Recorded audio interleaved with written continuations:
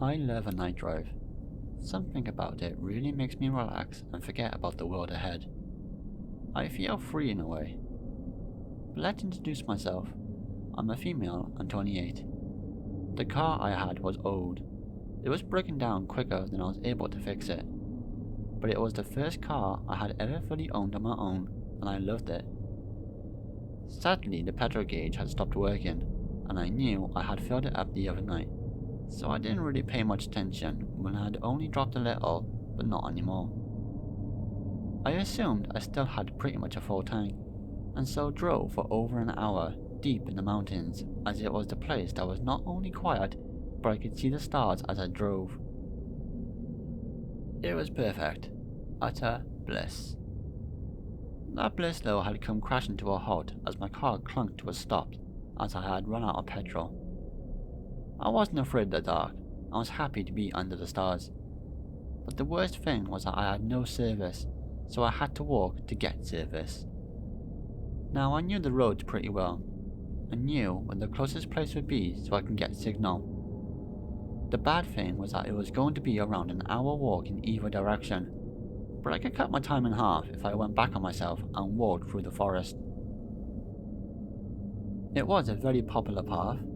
It wasn't too dense, but it was pitch black, and it did save me over half of my walking time if I quickly went through it. I had to psych myself up though to even want to walk through it.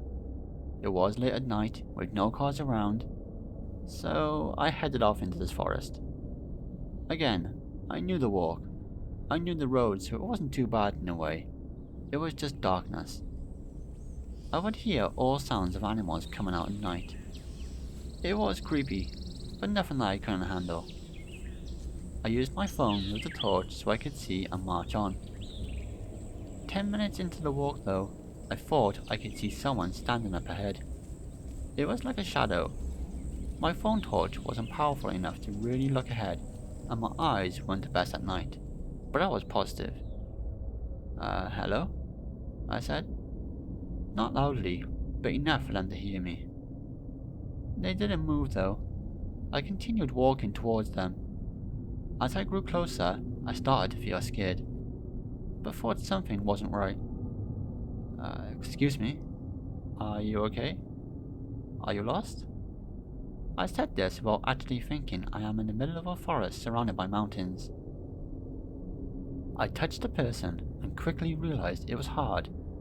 Like a statue, one of those mannequins dressed up. I breathed a sigh of relief, if not a bit freaked out, continued on my way. I walked for maybe another 30 minutes before I got signal on my phone. I called a recovery truck to come and was told there would be an hour. I was happy with that. I walked back the way I came and noticed the mannequin had gone. Everything was now silent, eerie. I heard something in the woods, but tried not paying it any attention. Branches snapping, leaves being brushed past. Something was watching me. I walked a bit more before I heard scream in the woods. I am talking like a frightened scream. It was a woman's voice, and it made me jump into a run, and I ran as fast as I could. I ran and ran, all the while hearing someone follow me from close by in the woods. I was really panicking and frightened inside. I was out of breath, but did not stop. I got back to my car and locked the car doors, crying myself into a frenzied panic. There was a knock on my car window. I screamed, but it was the recovery man. I breathed a sigh of relief as he quickly got my car working again, and I drove back home. I didn't sleep that night, and I've only been up that way once more since writing this, and have seen nothing.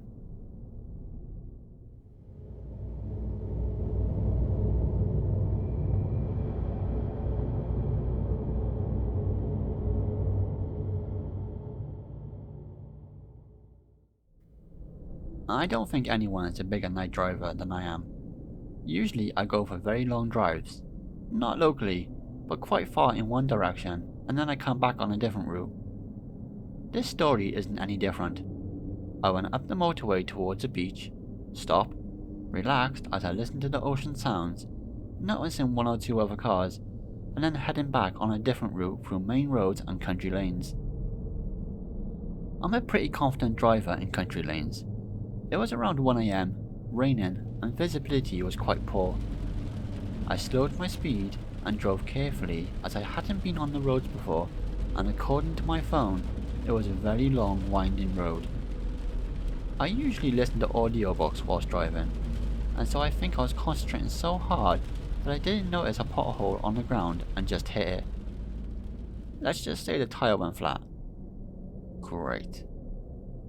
Thankfully I had a fresh tyre in the boot, and so got out of the car, jacked it up, and got the new tyre out when I heard from behind me, "Fancy a hand?" I jumped up to my feet and turned around.